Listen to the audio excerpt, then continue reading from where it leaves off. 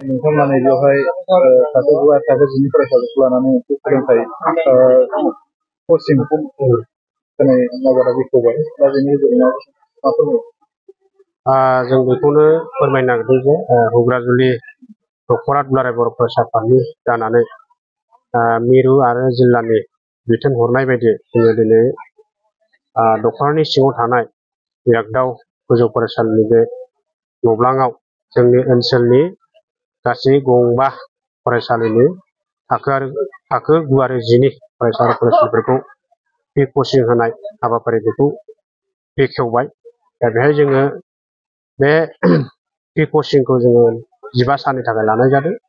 दा बे free coaching होनायनि जोंनि मेन थांखियानो जाहैबाय बेनो जिहेतु बे गोलोम बोथोरनि बन्द समाव जाहाथे फरायसा आरो फरायसुलिफोरा ओरैनो समखौ आलादिङायै बेरायनानै बा माबा मोनसे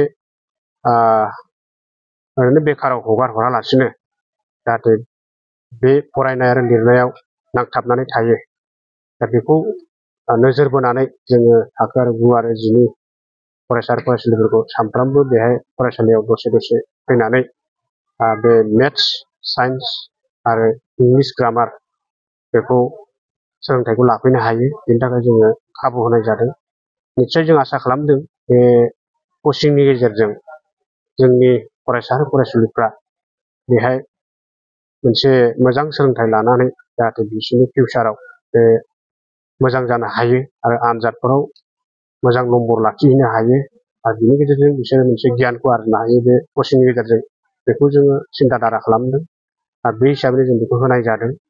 आरो नोंथांमोना नैबेयावहाय सासे निट आनजादाव उथ्रिसार जानाय लाबोनानै बिबुंथि लाखिहोदों। दा बेखौ बेनि मेन उद्देश्यानो जाहैबाय जोङो बे निट आनजाद दाखोल गंसे उथ्रिनो हानाय जिहेतु बिकियाजुलि हालामनि थुलुंगासिन बसुमतारी दैमारि बिथाङा बेहाय गावनि जितु लाइफआव स्टुडेन्ट लाइफआव माबायदिहाय फरायनानै माबायदि सोलोंथाइखौ लाबोनानै दिनैहाय निट आनजादखौ उथ्रिनो हादों आरो बिथाङा दायो डक्टर फरायनानै मोनसे लाइनाव फैबाय नङा होमबा।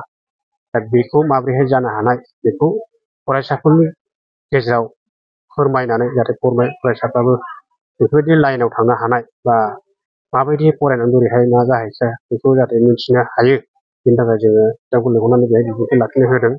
निश्चय बिथांनि बिबुंथिनि गेजेरजों बिथांनि फोरमायनायनि गेजेरजों जोंनि फरायसाफ्राबो खोनासंना लानानै जाहाथे बिनि फल' खालामनो हायो बेखौनो जों उद्देश्यजों बिथांखौ लिंहरनाय जादों। नोंथांमोना मा आसा खालामदों जे फ्रि कचिं होदों बेनि गेजेरजों माबायदि आसा खालामदों? दा जों बेखौनो आसा खालामदों जिहेतु बेहाय फरायसा आरो फरायसुलिफोर फैनानै बेहाय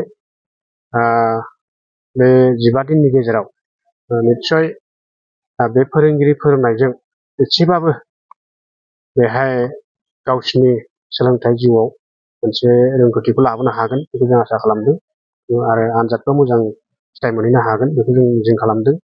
बेखिनिया आरो बे दिनैनि फ्रि कचिं हाबाफारिखौ जोङो बेखेवनो थाखाय जोंनि सनितपुर जिल्ला दुलाराय बर' फरायसा आफादनि सोलोंथाइ नेहाथारि माननीय रिजय बसुमतारी बिथांखौबो जों बेहाय लिंहरनानै बेखेवनो होनाय जादों। बे आरो